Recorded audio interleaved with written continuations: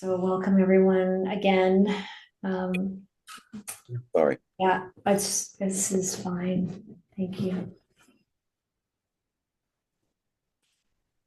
We've been talking with people this week, um, recognizing that there's been a lot of anxiety and some fear and a lot to process, both on the personal and interpersonal levels and the level of the wider society. And of course, the remedy is coming back to the Dhamma, as some people have already mentioned in our check-in this morning. So I want to share a sutta with you and see if we can recognize in this teaching of the Buddha the way that we can actually put into practice, coming back to the Dhamma and using it, seeing the causal relationship between the choices we make, the actions we take, and the laying in the causes and conditions for awakening.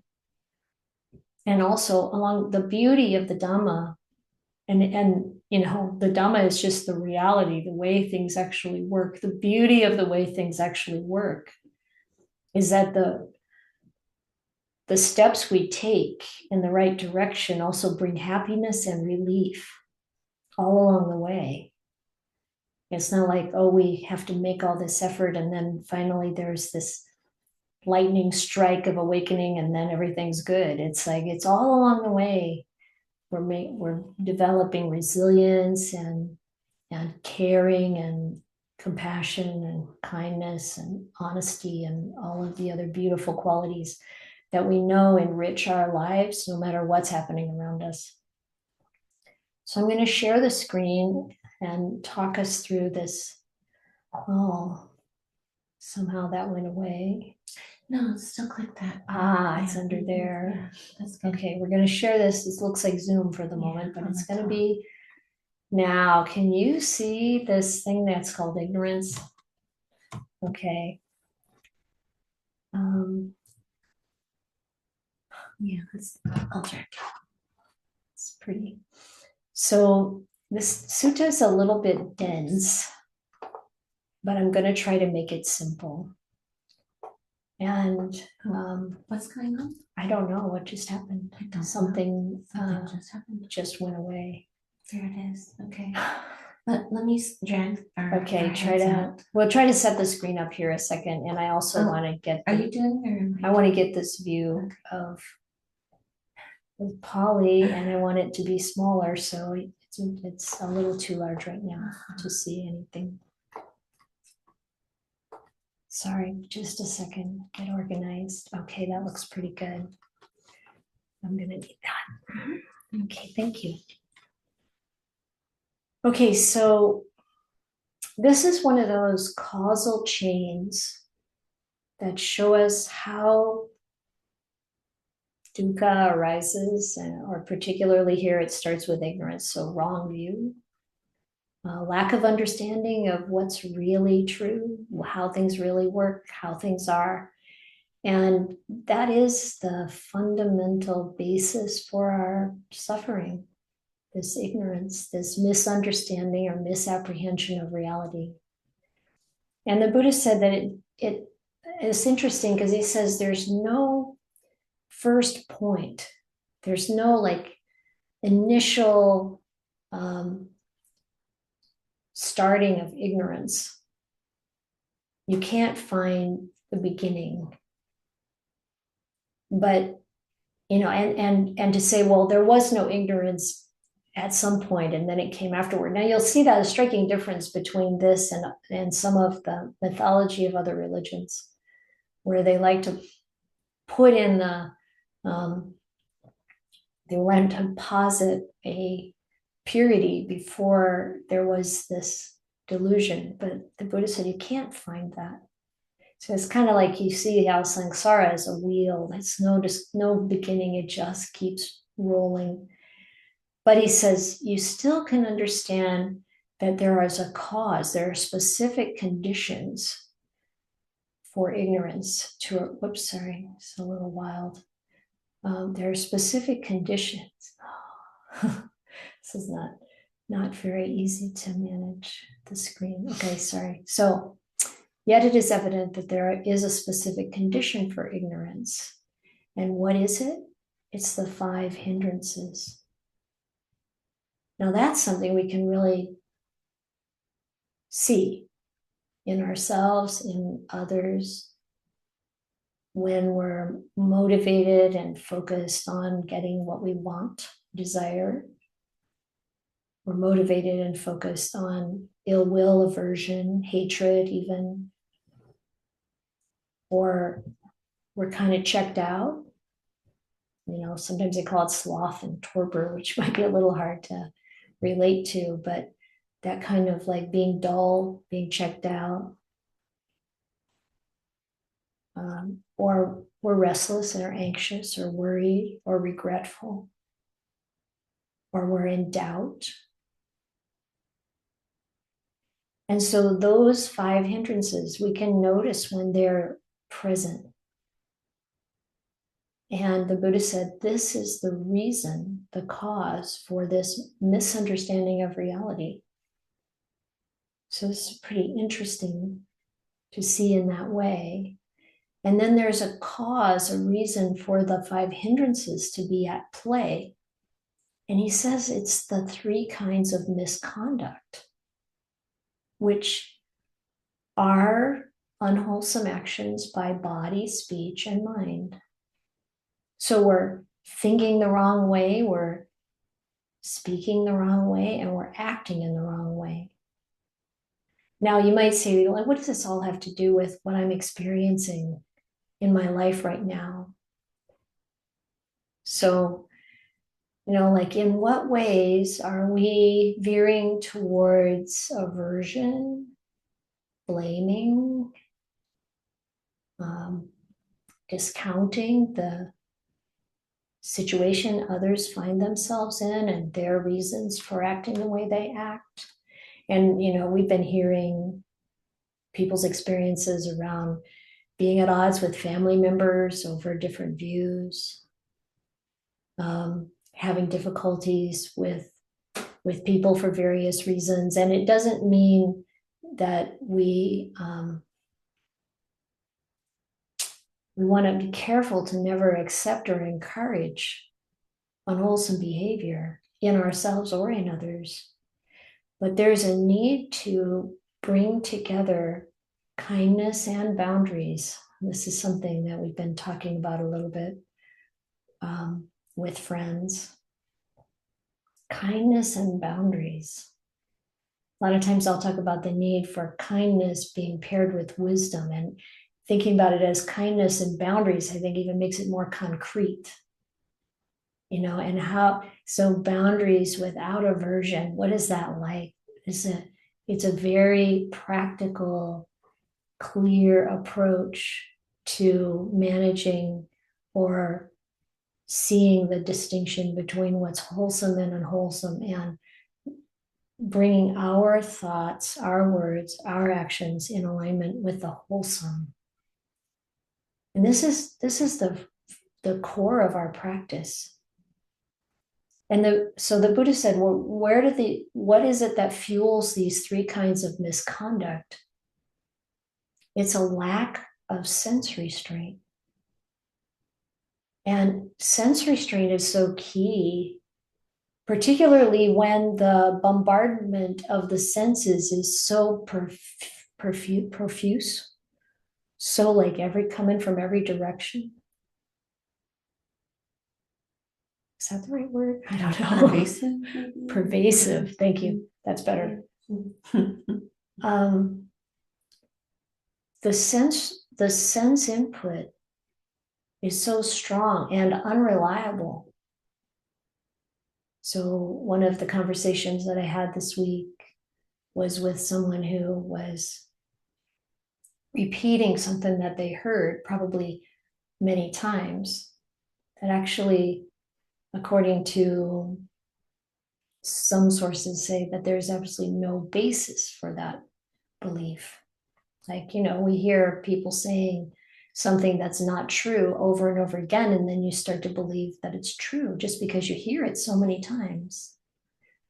And when we are paying attention to the wrong voices, we're paying attention to things that are unfounded or easily proven to be false, then we're filling the mind with these ideas. And we do this to ourselves. Like if we tell ourselves something that's not true, like maybe someone has the habit to tell themselves that they're a horrible person, or that they're somehow unworthy of happiness, or there are all kinds of false messages that we might have arise in the mind.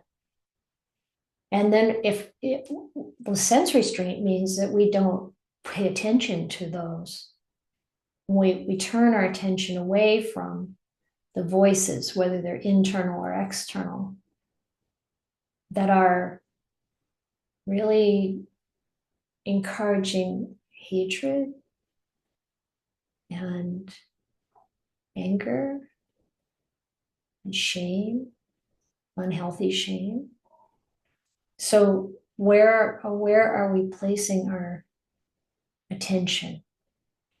And the lack of self-restraint is fueled by the lack of mindfulness and awareness of what's happening in the moment, in the present moment.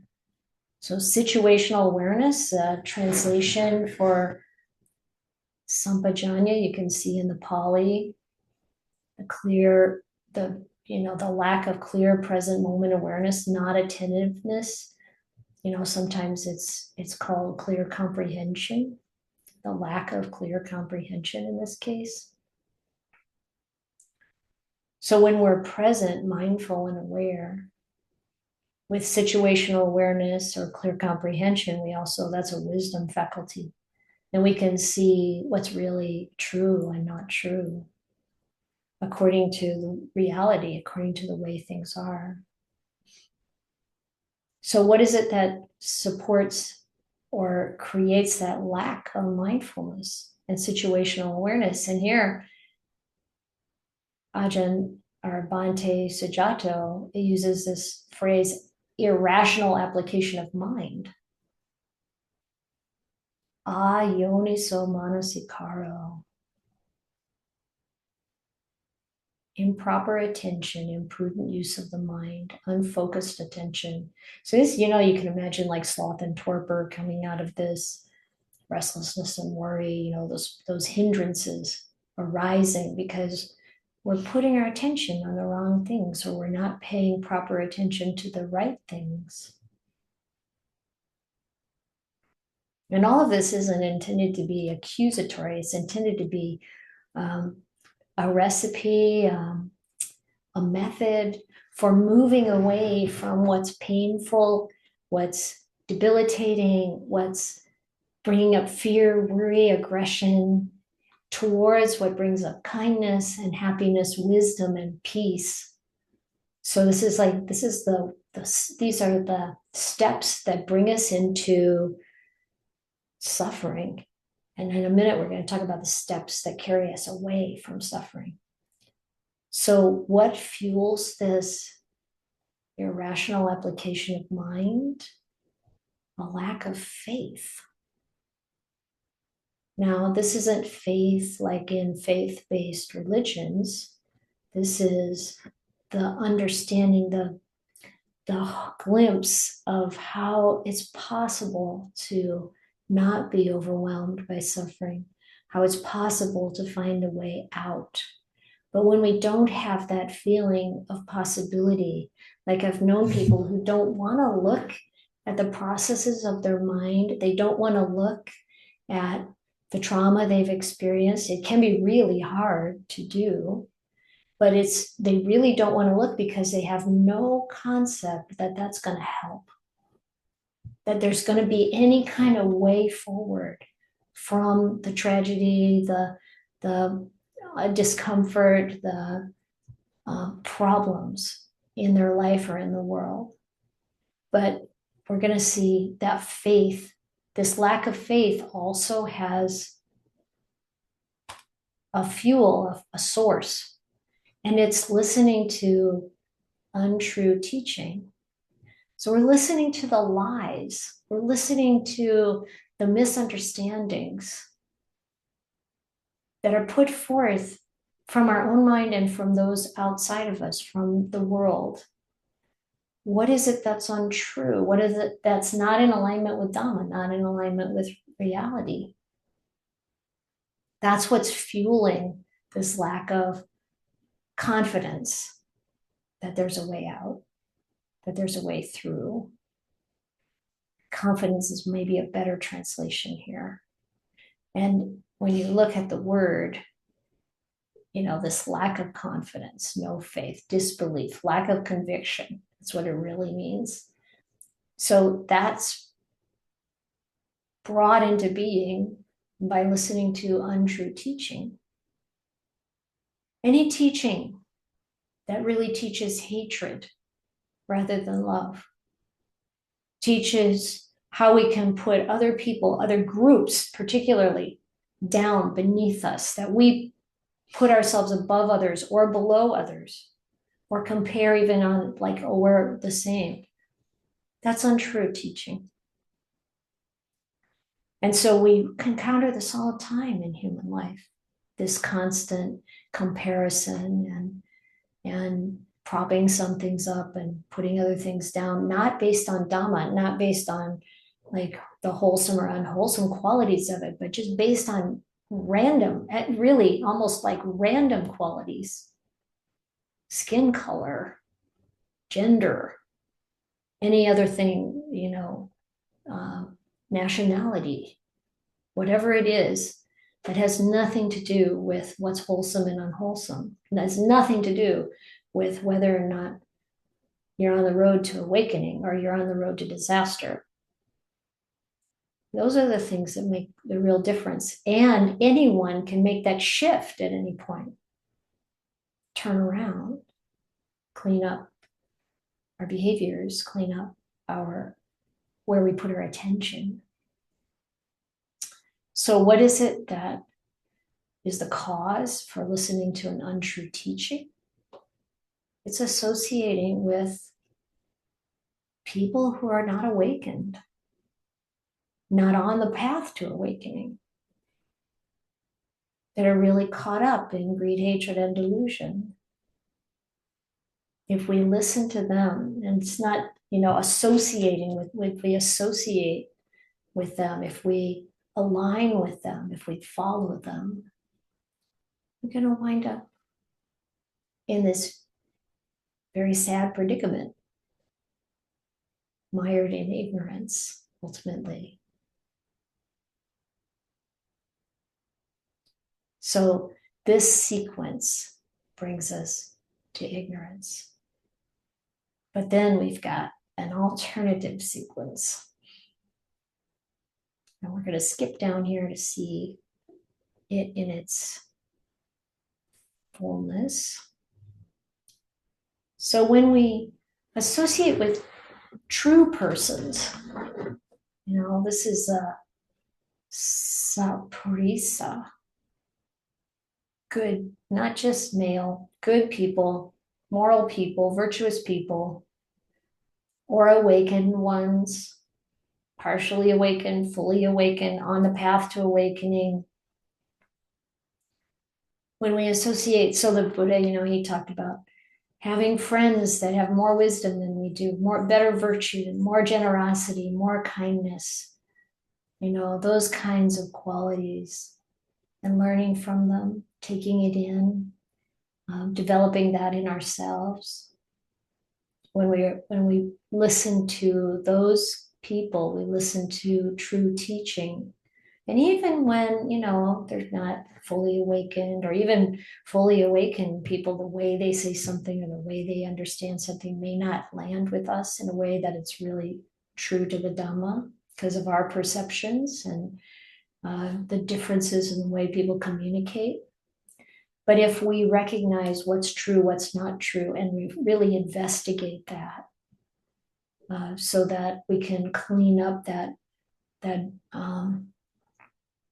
margin of error that comes from our perceptions and our different ways of communicating, that kind of thing. We always want to be on the lookout and generous in our appreciation of the efforts that people are making in the right direction, and then refining whatever feels like it's a bit off and working with that. So this is one way to really learn, regardless of what we're perceiving in terms of what the person is offering. Like, I'm reminded of suttas where, there's a purification happening in the gift and in the giving, in the receiving. So it's like we can straighten things out as they arise. When it comes purely through, or mainly through greed, hatred, and delusion, we may need to just stay away from it. This is where boundaries are important. Not listen, not associate with. But then, like there's always if we can ground ourselves in the Dhamma, and we can be present with people who have very different perceptions and views from ours, we can listen to them and understand where they're coming from. The bottom line is every living being wants to be happy and free from suffering. If we can appreciate that and see that the way we're going about it is maybe not leading to that result, then we can have compassion, and we can have patience, and we can have clarity and appropriate boundaries. So we listen, we associate with true persons, we listen to their teaching. And that brings up faith, confidence in the Dhamma. We apply our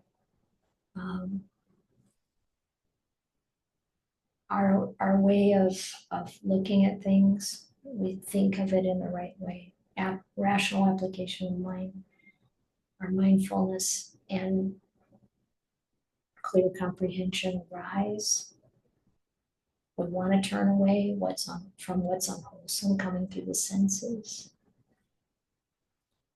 It helps to encourage good conduct by body, speech, and mind. And we can find examples in our day-to-day experience of how associating with the influences that bring up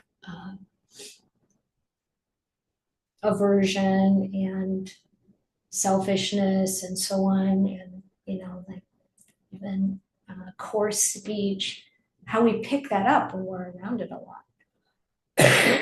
When we want to really encourage that good conduct in ourselves. And then we're, of course, a good example for others. And then from that, we start to develop the 4 kinds of mindfulness, the four bases of mindfulness: body, mind, feeling, the Dhamma. And I won't go into it much now, but how that fulfills the 7 factors of enlightenment and leads to awakening, to fulfilling knowledge and freedom, to really becoming completely clear and present with the way things actually are. Knowing and not ever being able to fall back into misunderstanding, misapprehension, ignorance. So this is, these kinds of suttas, it can look like it's just a whole bunch of words flowing by. But what's important is to really try to see, how do we apply this? How can we see this unfolding in the experiences we're currently having in life? So, to recognize that right now there are some deep divisions in the way people are relating to each other. There can be some shock and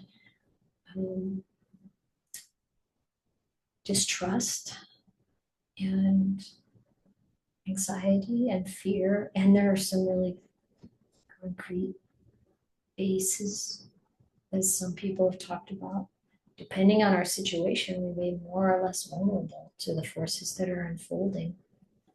And we need to take care of ourselves and each other in times when there's a lot of energy behind what's unwholesome. We need to double down on our own keeping of precepts, how we pay attention, how we treat each other, how we use our language.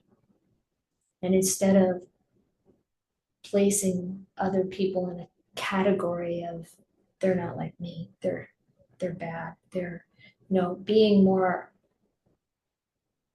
interested and generous to see the goodness that's there and encouraging that just by our attention being focused in the right way.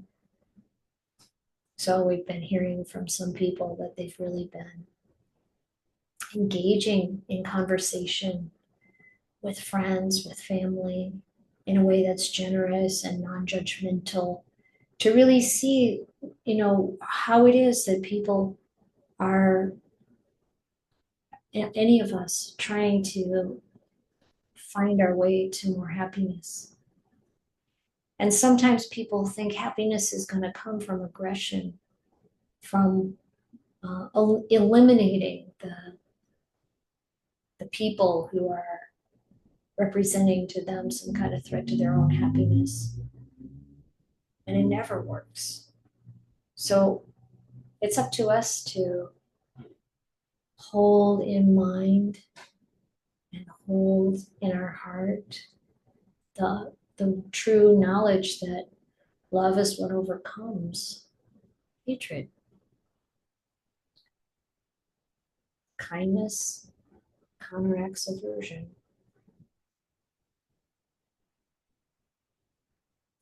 So I think, it's so important to really practice meditation with the Brahma Viharas, with loving kindness in particular, as a basis for our mental states and for our investigation into, what's really happening in the present around us and how we can support that to go in a positive direction. There's this beautiful simile that a lot of you have seen many times before, like this chain, causal chain is like filling the water flowing downhill, filling the hollows, the crevices and creeks, and then the pools, and then the lakes and the streams, and finally the great ocean. It's like every drop of wholesomeness and loving kindness and care and wisdom and restraint from doing what's unwholesome and following the flow of negativity, the more we encourage and open the way for others to feel safe and to be protected, to be happy and at ease.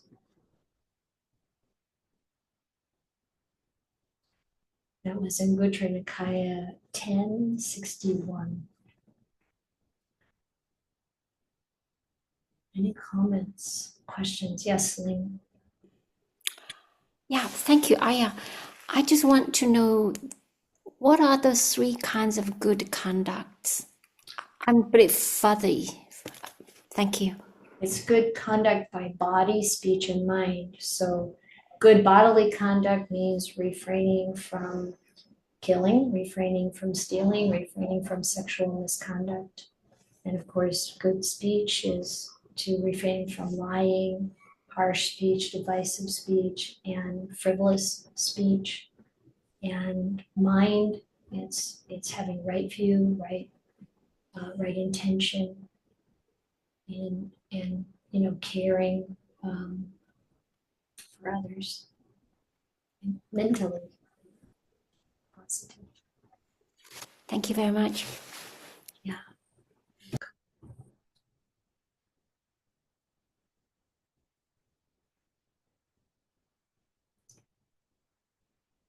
Yes, Mayra? Just following up on what you just said to Ling, is you just like beautifully articulated the text from right view. And I'm interested in linking it back to the path. So like when you did that, it just dropped us into that path factor, and then others too, but Bhikkhu Bodhi lays them out in that place. So it's kind of fun, I'm saying to you and Ling and to everybody, to ground it there too. Yeah, thank you. Yeah. It's interesting because wherever we peer into the Dhamma, we find the same path. We're on this, no matter how it's described, and the Buddha used so many methods for describing the Dhamma and having different ways of talking about the cause and effect of things. And but it's all consistent. It's so consistent, and you can walk that line, follow that train, that kind of thinking, and then you find yourself in common with other ways that it's described and ways that we see it unfolding. The important bit, I think, is how can we see these things unfolding in our experience in the moment.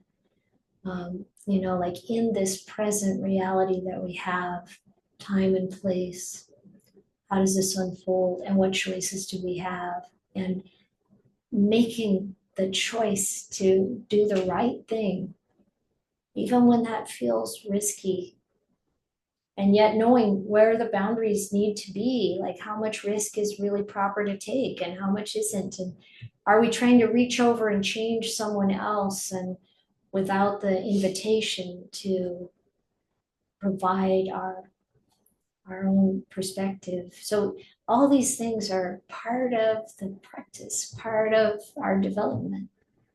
It's not like, oh, I'm going to get enlightened and get out of samsara. It's like, well, yeah, hopefully, but that's not the way to think. The way to think is, in this moment, can I do better? That's not even quite right. In this moment, can I make a choice or have, coming through my own heart, the Dhamma, being in the Dhamma, like Ajahn Ganha says, like mindfulness, samadhi, and wisdom in the present moment. This is Nibbana here and now. So like that's the idea, not just, oh, I'm gonna work to get out. There's a little bit of aversion behind that, perhaps. And we want to make sure that we're really willing to be with the way things are now here. A lot of times they're not what we want. Things aren't the way we want them to be. But what we want isn't reality. So if we are coming back to, how do we help? How do we support? How do we serve? How do we love? There can be peace and happiness in the middle of the most crazy chaos. There can be safety and protection because we are so committed to the precepts in the worst possible scenarios in this world. It may not seem to make sense until we have that faith, that confidence, and then it becomes clear that this is the way things work. I hope this has been helpful.